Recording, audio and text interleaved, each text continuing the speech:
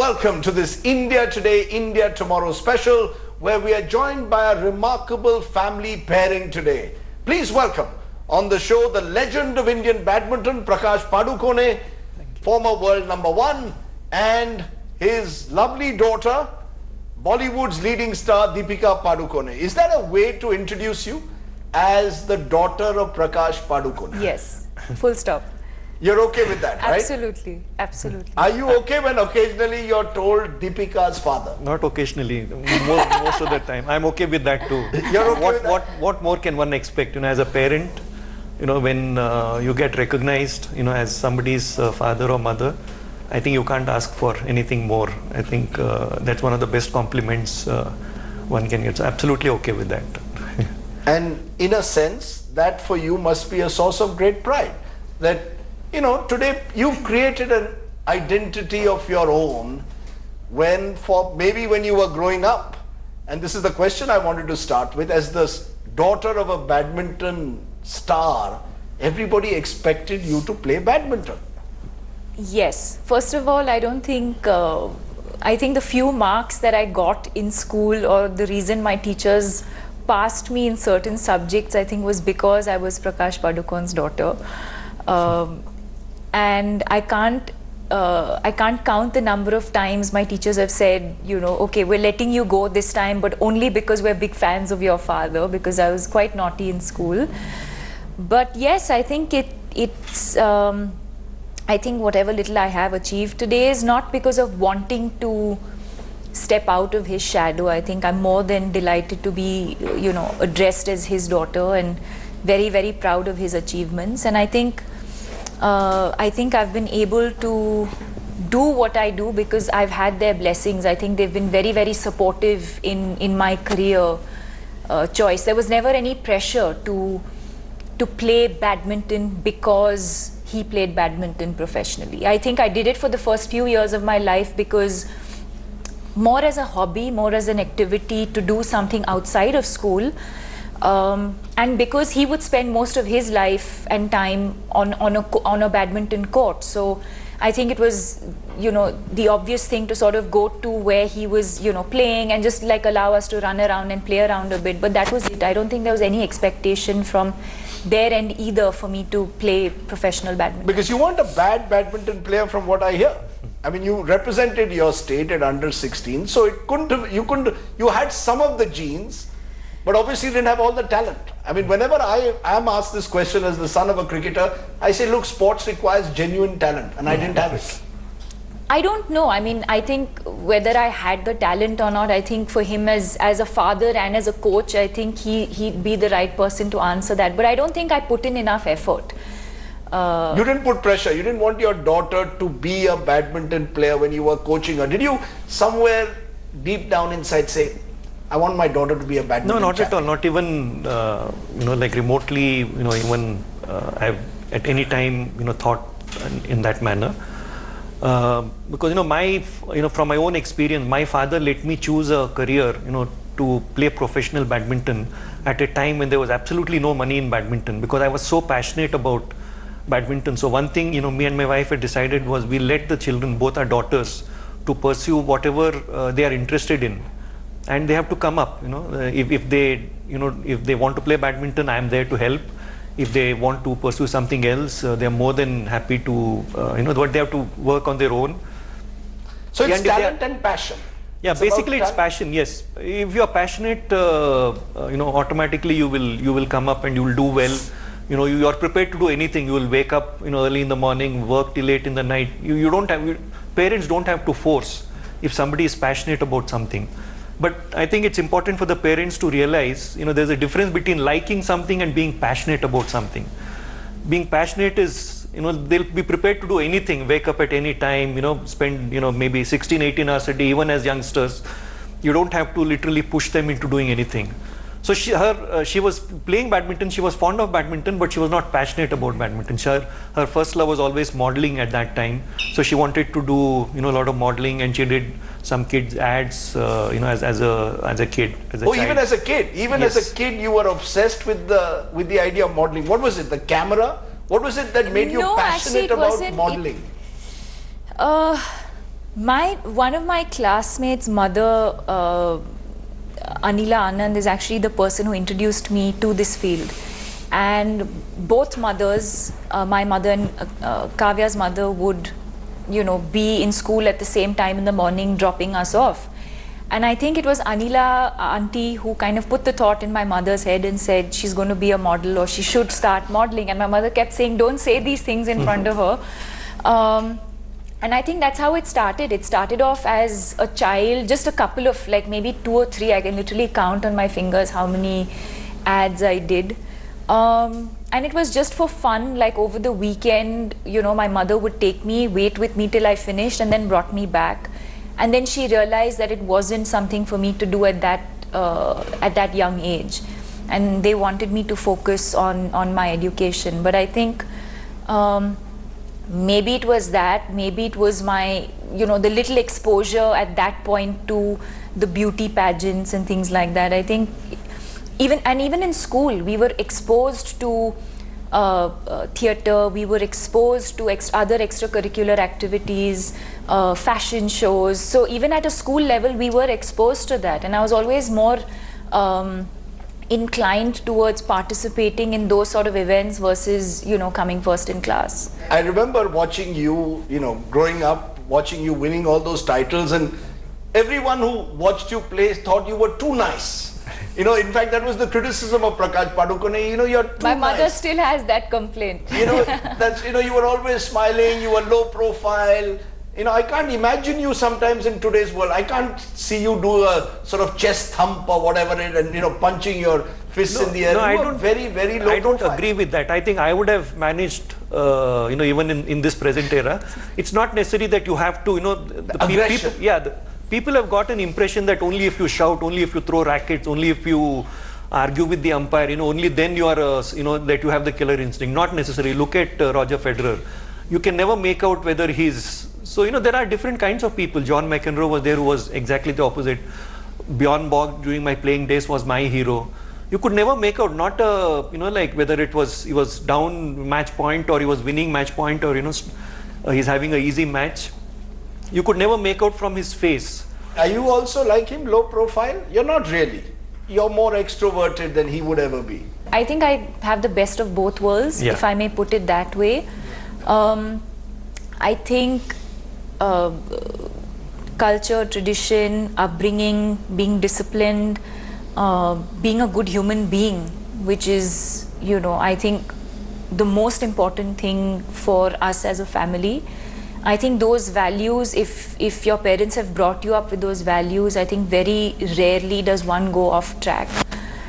But I think I've also learned to protect myself, if I may say. I think that's how I would put it. I think in today's world, and especially in the profession that I'm in, I think it's equally important to express yourself, to be authentic, and to protect yourself in whatever you do. So when you come home, are you still the star in the house, or are you someone, as is rumored, that you make your own bed, you sort of are willing to sleep on the floor? You should ask him. Is that true, or is that again part absolutely, of the imagery? You could ask anybody who visits us, or like on a daily basis. She's not the star at home. Absolutely not. I mean, we don't.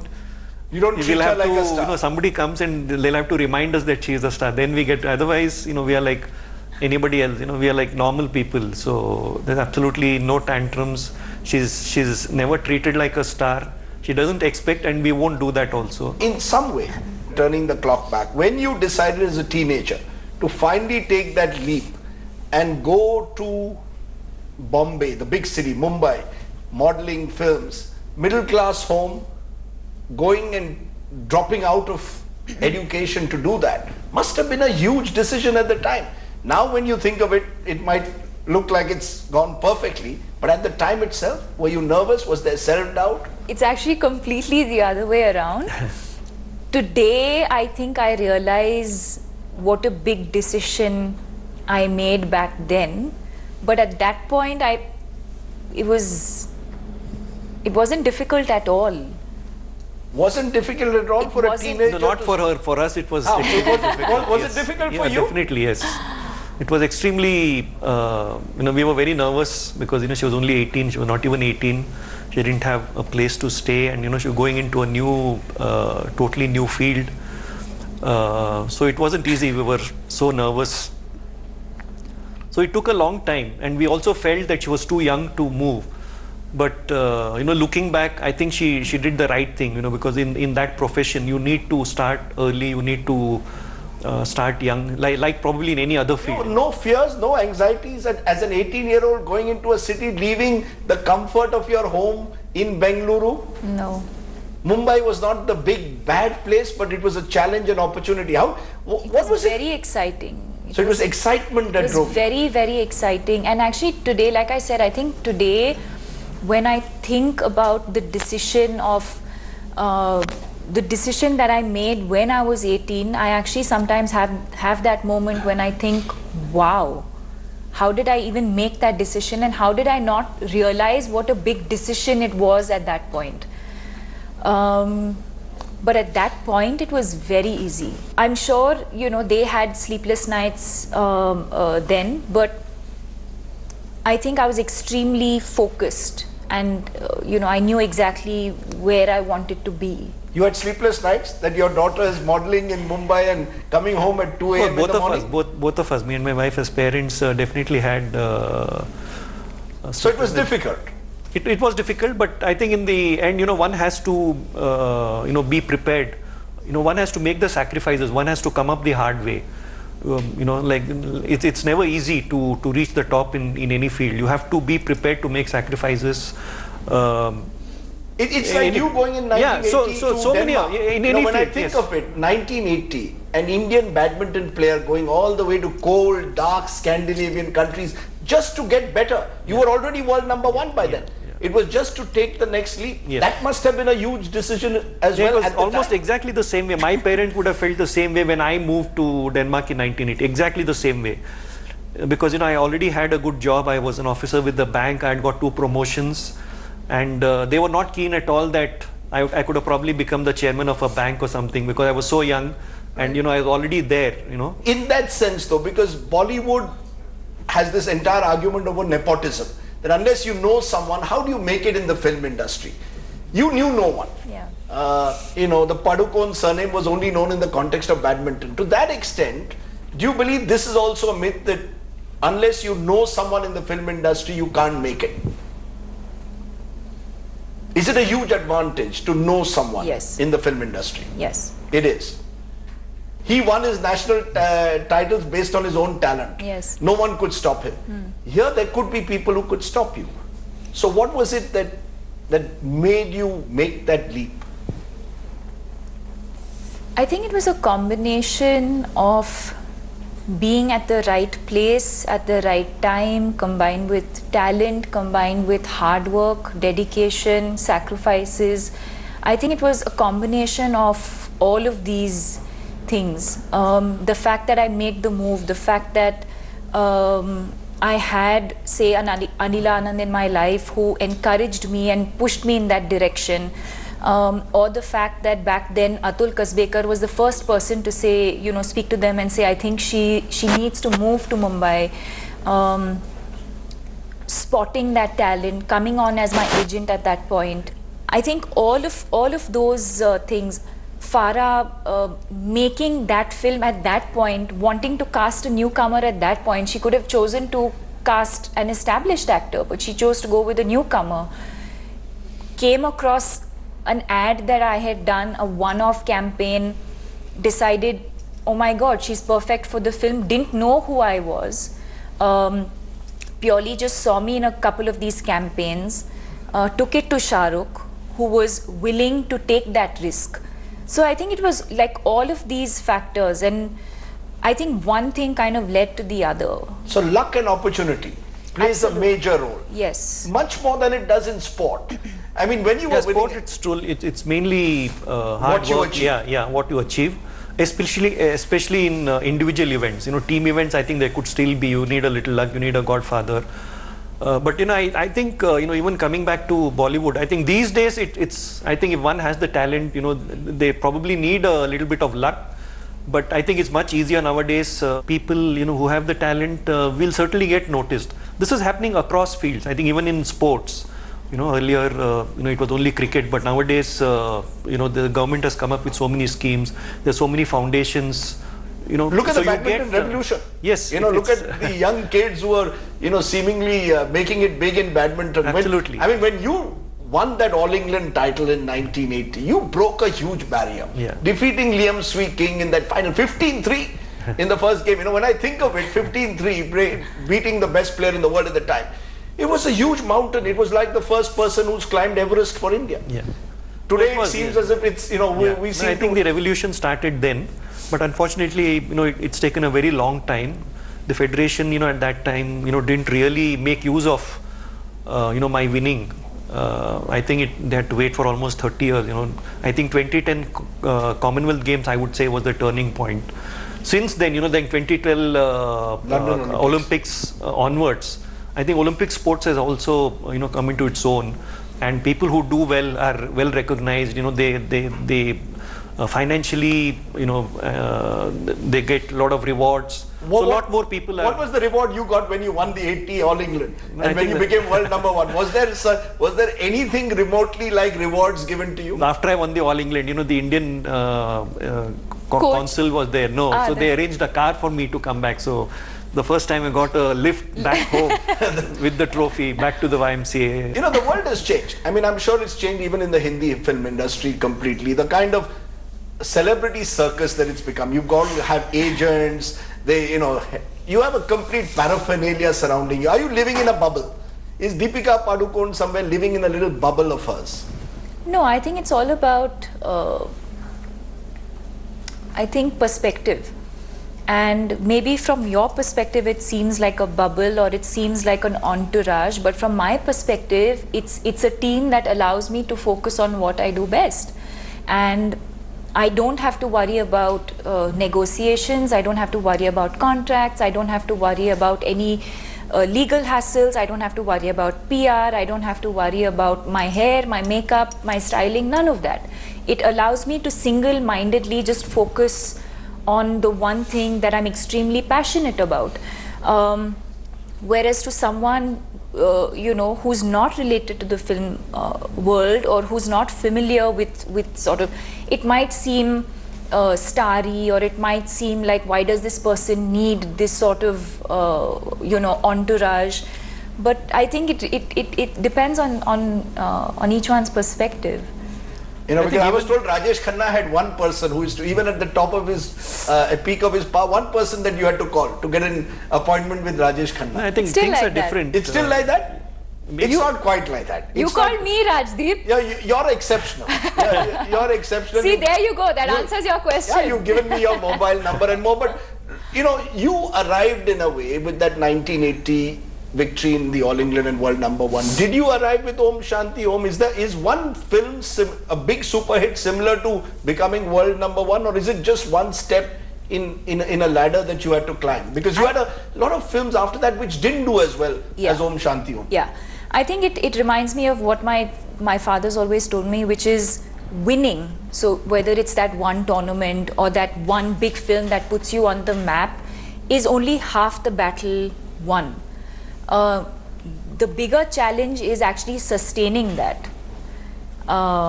So, like you said, and I admit and I agree that, Om Shanti Om put me on the map. It changed my life overnight. When I left Mumbai for that world premiere, people viewed me very differently, and the minute I landed at immigration, I realized my life had changed. The immigration officer just let you go. He recognized you, wanted autograph, wanted selfie. You knew your life had changed. No selfie back then. No selfie back then, no right. selfie. But yes, everything had changed overnight. For a sports person, on the other hand, you become world number one. Then what next?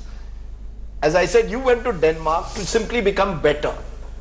Is that the challenge for a sports person at some stage? Because we've seen that with many Indian sports persons. They do well in one event, but sustaining it over a period of time only makes you a legend. Yeah, I think it's the same as in any field. Like you reach the top. I always keep saying that it's easy to reach or easy to win, at least in sports. It's easy to win the first time.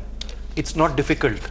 But to remain there, I think is twice or thrice as difficult, because you've raised the bar. You know, once you won a tournament, or, you know, you won the Grand Prix, you take the example of Saina or Sindhu, you know, even if she's reaching finals, she's losing in the finals, but she's, you can say, being criticized. You know, she's not good enough. She's number 2 in the world. She's reached the finals of, you know, all the important tournaments. She's not won. That's because she's raised the bar. Let's say 10 years back, if somebody had reached the pre-quarter finals of a world championships, oh, she's reached the pre-quarter finals, you know, she's in the top 10.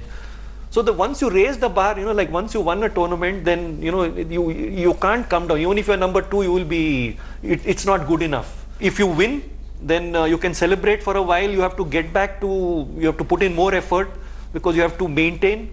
If you lose, you have to come back, and either way you have to start working hard immediately.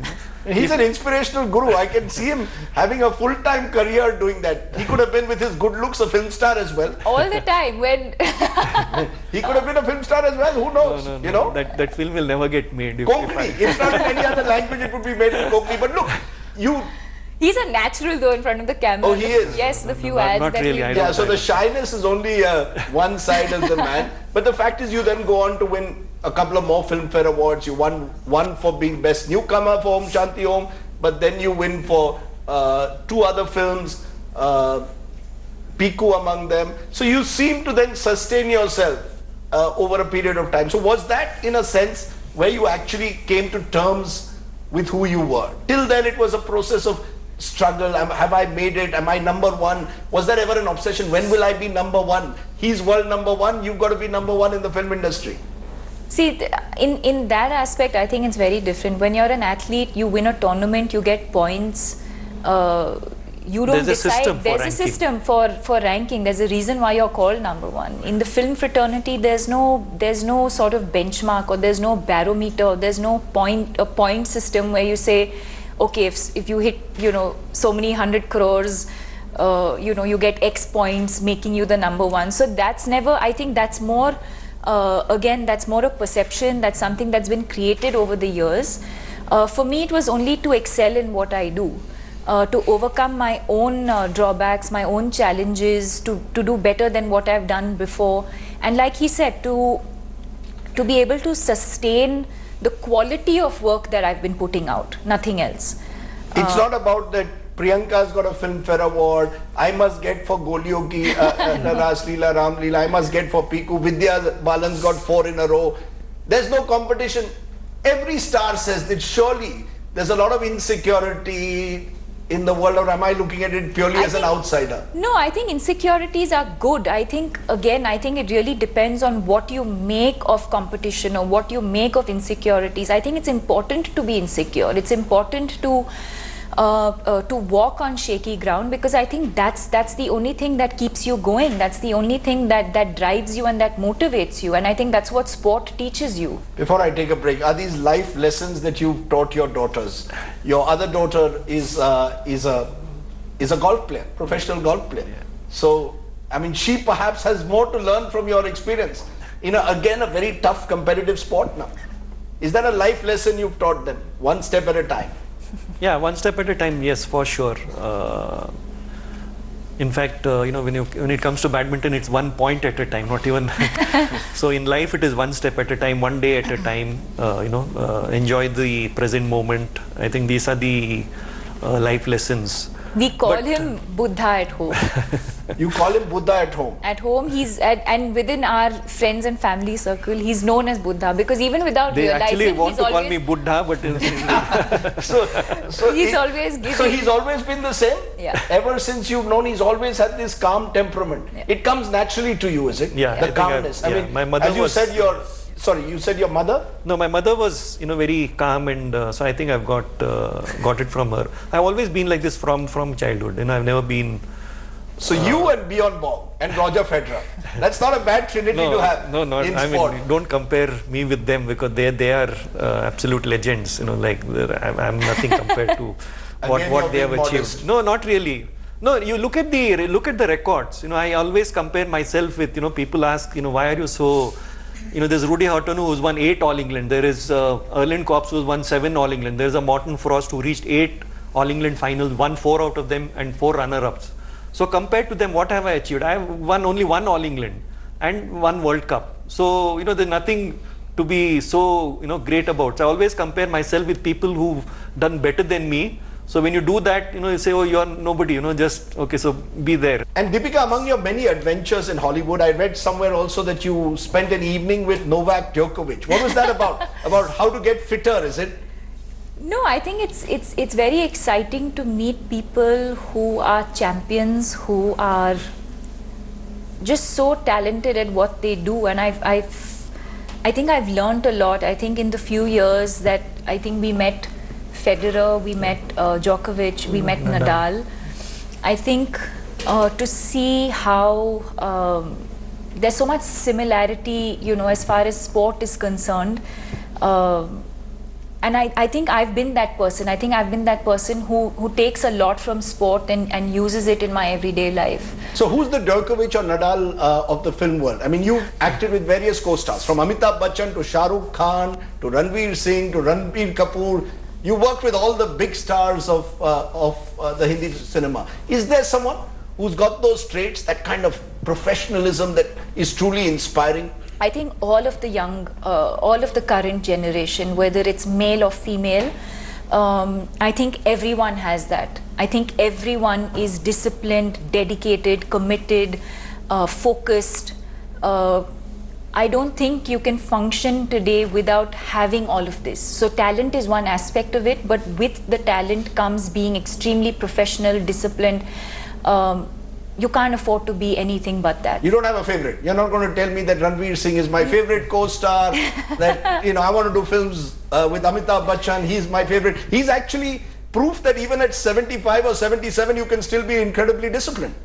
Right? He's adjusted. It may not be headline worthy for you, but Irfan Khan is my most favorite co-star.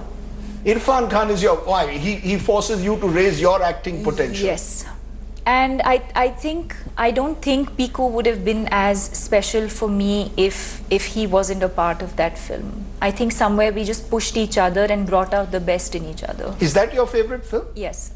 Piku is your favorite film, much more than the films which seem to completely relentlessly focus on you as an actor, like the Sanjay Leela Bhansali films sort of make Deepika into this sort of goddess almost in the films, and you're choosing Piku over them. They're all special. Piku was, I think it was the entire experience of also just the story that we were telling, that after a point your parents become children and you become the parent, and how you need to take care of them, or how how the roles sort of change and reverse. But it was still told in such an entertaining. He's Shujit Sarkar's biggest fan. No, Shujit, I think he's fantastic. Shujit is absolutely fantastic in the scripts that he chooses. And then there's you've got Bachchan. You're not overawed by Bachchan, presumably, by then. I was. You were. I was. But I think for me, the same way I was when I met Shah Rukh for the first time. But I think for me, when the camera rolls, all of that ceases to exist. Let's talk about your foundation that you've set up, the Live, Love, Laugh Foundation, that is actually looking to work in the field of mental health and depression. Yes. And you were very open about it when you spoke about your own experience with depression. Why should a top Bollywood star in the first place get depressed when you've got the world at your feet? There is this perception that if you have everything, if you have fame, money, family, etc., that why should one be depressed?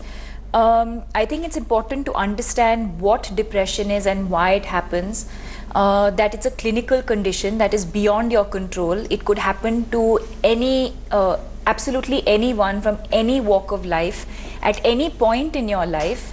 And you could be from any sort of economic background or status. And I think that's sort of one of, I think, the biggest misconceptions that people sort of have.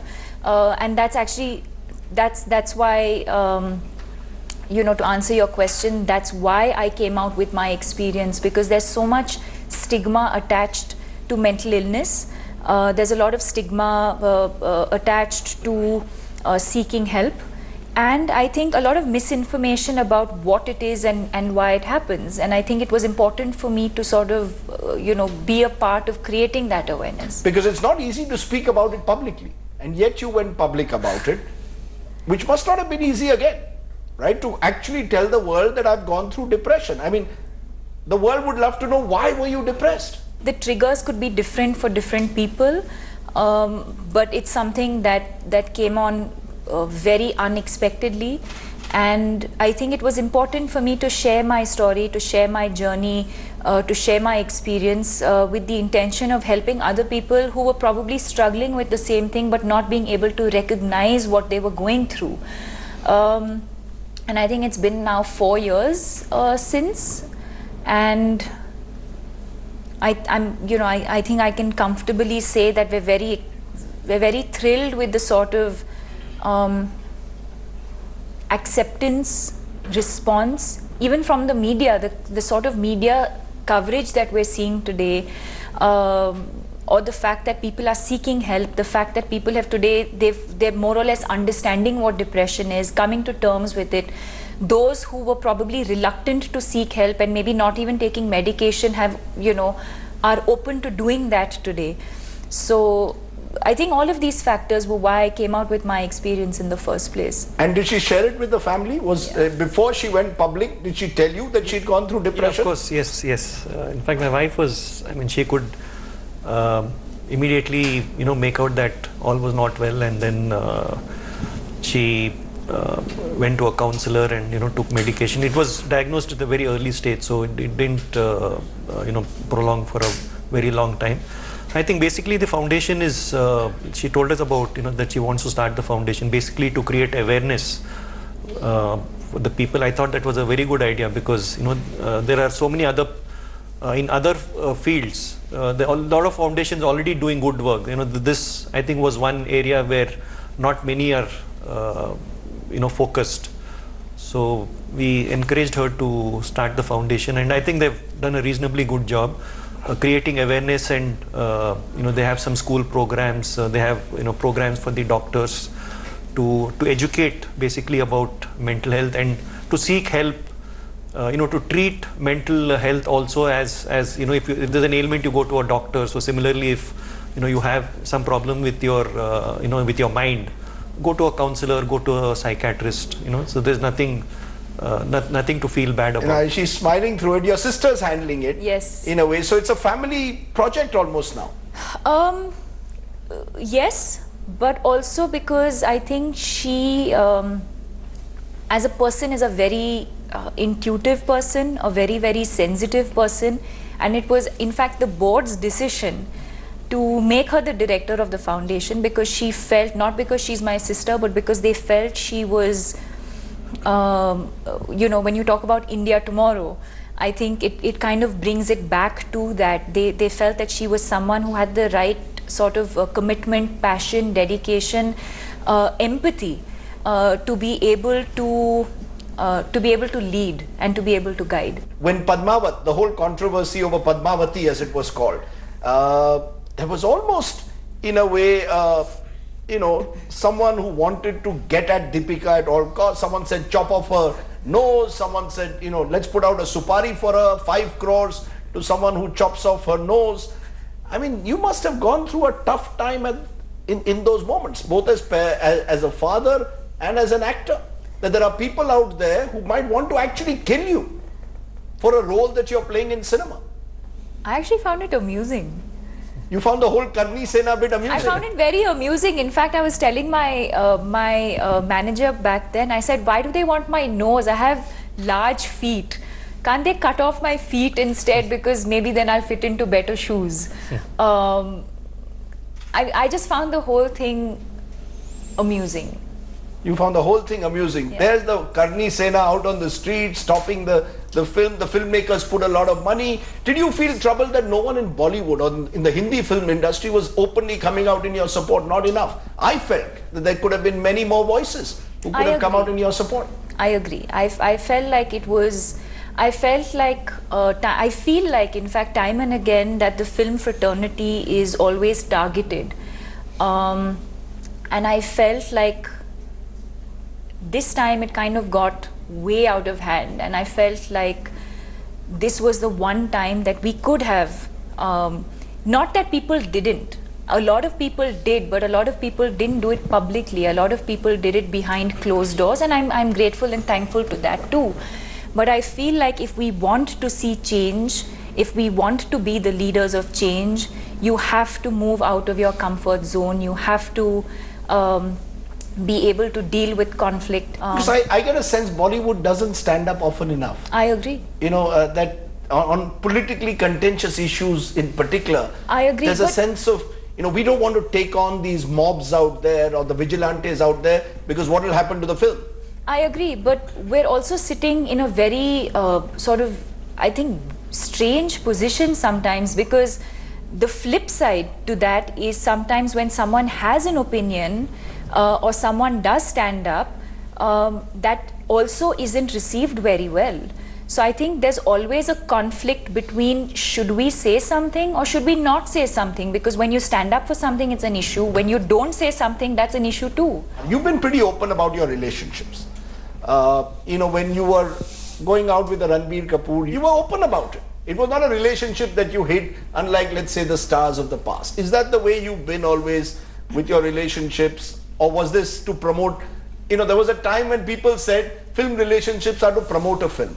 You know, just before a film, you'd suddenly hear in the gossip magazines that the lead pair are going out with each other. Now that's all changed. You're reading too many gossip magazines. No, I read a few before the interview. But you've been open about your relationship. Is it possible, though, to keep your private, personal life apart from your public persona? Is that at all possible in a Hindi film industry? Absolutely. I mean, we can. That's not to say that the speculation will not continue. I think that's a part and parcel of what we do. Although strangely, I see it happening more to film stars and not so much to maybe a businessman or a politician. He's looking very somber when you're saying this. I mean, when you read her name in gossip magazine, you and your wife would read her name. Read. You don't read these gossip magazines at all? No, or if someone told you in Bangaluru while you're playing badminton, Deepika is going out with so-and-so, how would you react in those days? No, initially when we found it difficult because we were not used to it. Nowadays, you know, it's... So you found it difficult initially? Definitely, because we are not used to it. But now, you know, you get used to that, and then, you know, some of it, what is being reported is true, but some is absolutely not correct. So I think it's a part and parcel of, you know, you can't have only, you know, good things. So I think one has to accept, you know, it's a part and parcel of like an athlete, the profession. you can't only have the trophies and not the injuries, right? I think it kind of goes hand in hand. But even sportsmen were not part of this celebrity circus to the extent that they are today. Yeah. I mean, today, whatever Virat Kohli does, it's out there on Instagram, it's there on social media. You didn't have to deal with Twitter and Facebook. You know, these are the new animals in the jungle, as it were. No, it has its advantages as well, you know, so you cannot have only the advantages. I don't want the disadvantages or the negative point, you know, like there are a lot of advantages of, I mean, why, you know, the kind of fan following they have, it's because of, it is because of the social media, you know, the Instagram, the Facebook and internet, and so you want to have that kind of this thing, but you don't want to. He has no idea what these things are, but he knows these names. Are you on Twitter, No, Facebook, nothing, Instagram, no. Snapchat? No, nothing. None of this. And you're on most of these I things. only have one email. Or who's driving you have someone doing your Facebook, someone doing your Twitter, different people? I manage because I feel like if that's the way one's going to communicate with your fans, then it has to be authentic. I resisted it for a very long time, to be honest. I didn't want to be on social media. I just wanted to focus on what I was doing. But I felt like it was the only authentic way of communicating with your fans. And so I decided to do it. But when I do it, then I do it my way and I do it honestly. Are you being made the wedding planner? Surely not. I mean. No, these days. How did you have your wedding? Do you remember your wedding? Must have been a quiet, low-key, low-profile. Very low-key. I mean, no comparison to. Here in Bangaluru itself. No, we got married in Bombay, in Mumbai.